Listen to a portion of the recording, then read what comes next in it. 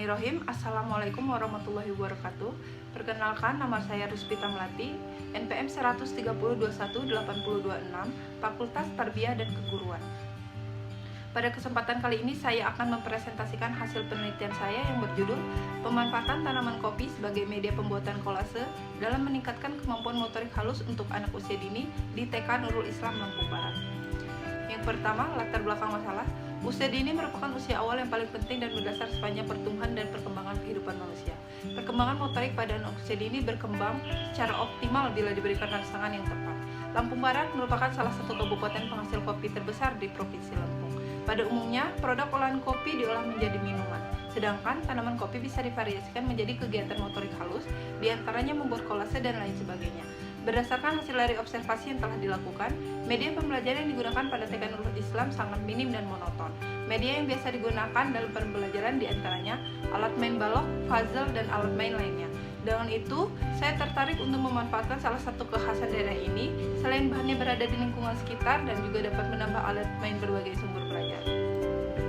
Berdasarkan latar belakang masalah, maka rumusan masalah dalam penelitian ini yaitu bagaimana meningkatkan kemampuan motorik halus anak melalui kolase dengan memanfaatkan tanaman kopi.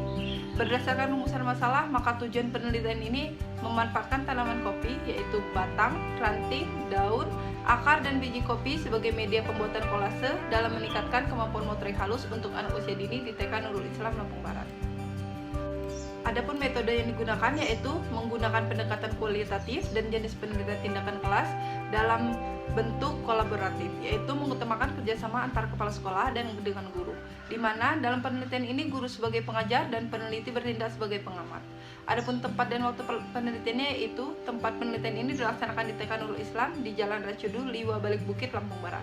Adapun waktu penelitiannya yaitu dilaksanakan dalam kurun waktu 3 minggu yang digunakan untuk melakukan observasi.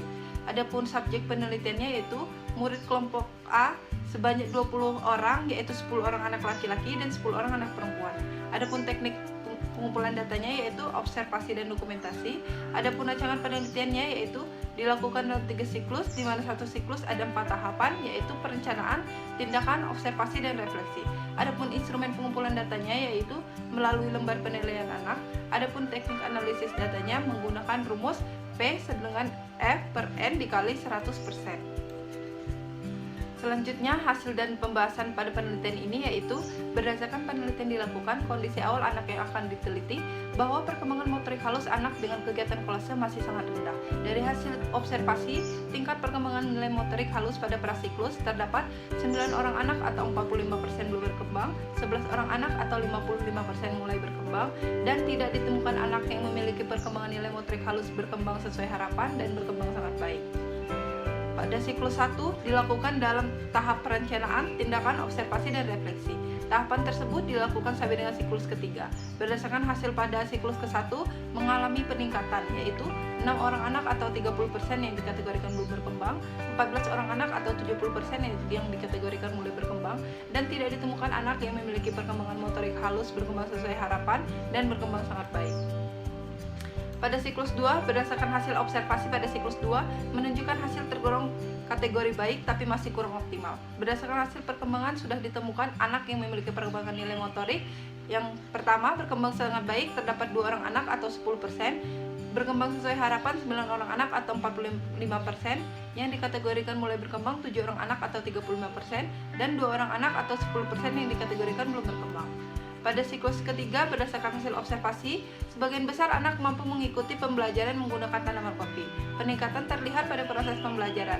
Berdasarkan hasil observasi pada siklus 3, terdapat 12 orang anak atau 60% yang dikategorikan berkembang sangat baik, 6 orang anak atau 30% yang dikategorikan berkembang sesuai harapan, 2 orang anak atau 10% yang dikategorikan mulai berkembang, dan tidak ditemukan anak yang dikategorikan belum berkembang. Selanjutnya, simpulan dan saran pada penelitian ini yaitu yang pertama, perencanaan upaya pemanfaatan tanaman kopi sebagai media pembelajaran melalui pembuatan kolase dapat dikembangkan dengan menggunakan biji, batang, dan daun pada tanaman kopi. Hasil penelitian menunjukkan bahwa peningkatan kemampuan anak terus meningkat. Bukti-bukti adanya peningkatan motorik halus anak melalui kegiatan kolase di TK Nurul Islam dapat dilihat dari hasil evaluasi di setiap akhir pertemuan dan pelaksanaan pada tindakan siklus 1, siklus 2, dan siklus 3. Yang kedua, penggunaan semua bagian tanaman kopi, buah, ranting, batang, dan daun meningkatkan kemampuan motorik halus anak di TK Nurul Islam dapat digunakan oleh guru untuk membuat kolase sesuai dengan kebutuhan tema.